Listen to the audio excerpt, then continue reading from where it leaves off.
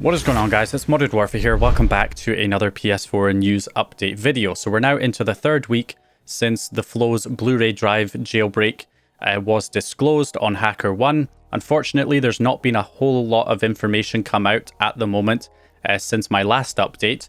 So since my last update, we have heard that the Flow's going to be doing another talk, this time at Hexacon, although it's likely going to be the same talk that he did at the hardware conference. So we're not really expecting to get any additional information from this talk, but of course we'll wait and see once the talk comes out. So in addition to that, we also have Control Execute, or Zekoshal, on Twitter, who has released an updated version of the FTP payload that uses the Blu-ray exploit to get an FTP server running on the PS4 on 9.03 and 9.04.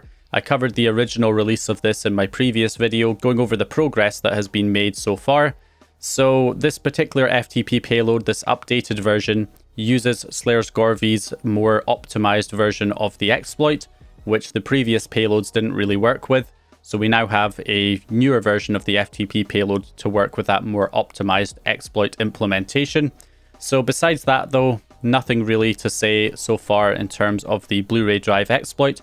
But obviously if anything big comes out regarding the new exploit, I will of course cover that in an updated video. But besides that, there has been a lot of other news that's been happening here in the PS4 scene.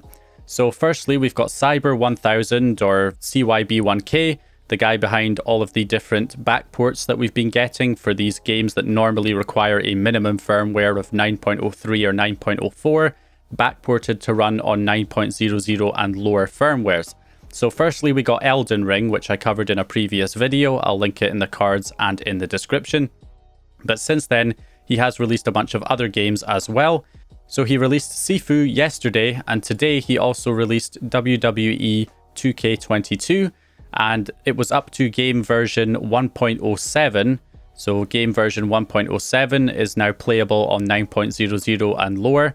And also he's just released today Elden Ring version 1.05. So you can now install version 1.05 of Elden Ring and run it on 9.00 and lower.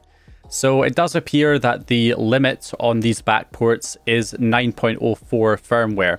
So it doesn't appear that he's able to get any games or game updates that require higher firmwares than 9.04 to be backported to run on 9.00 or lower.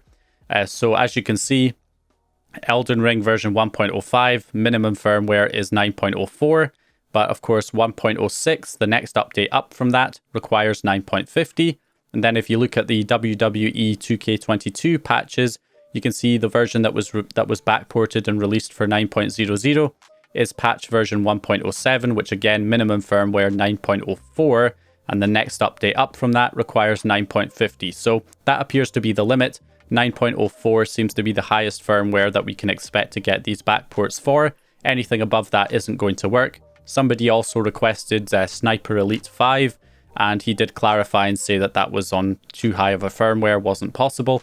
So that is the limit, 9.04. So any games or game updates that require 9.04 might be able to be backported, and we might see those for 9.00 or lower. So that means there is also hope for Horizon Forbidden West, which is another big popular game that a lot of people want to be backported to 9.00.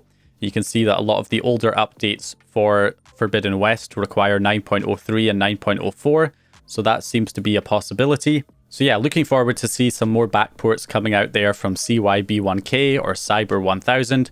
I'll leave his donation link down in the video description. Now, speaking of donation links, we also have GoldHEN version 2.3b1 supporter preview. So anybody who donates to Sistro will potentially receive, if you request it, of course, in your donation, you will receive the preview build of the next version of GoldHEN, so version 2.3b1. Now, this is still a test build of GoldHEN at the moment. The full release will be available at some point in the future. So, however, unfortunately, this version will probably make its way to exploit hosts anyway, even though it's only a preview build, because, you know, some people who donate and receive it will no doubt upload it to an exploit host so everyone can use it. Although you probably shouldn't be using that as your main GoldHEN payload at the moment, since it is still a test build. And if you want access to it right now, you'll have to donate to Sistro and request access to the preview build. I'll obviously leave the donation link to Sistro's Ko-Fi down in the video description as well. But we'll take a quick look here at the preview build. So this new build of GoldHEN does add quite a few interesting options. For one, you now have a button added into the function menu, which will allow you to get quick access from the home screen directly to the GoldHEN settings. You can still access the GoldHEN settings from the settings menu as well, but you now have quick access to it here in the function menu, which is a nice little addition. Also, you now have cheat settings added into the GoldHEN settings.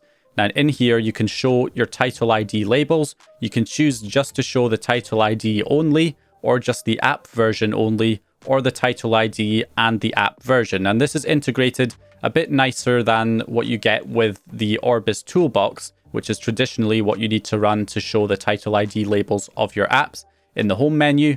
But this is integrated in a much nicer way. It's integrated down at the bottom of the app in smaller text rather than that big text in the top left-hand corner, which doesn't look very nice.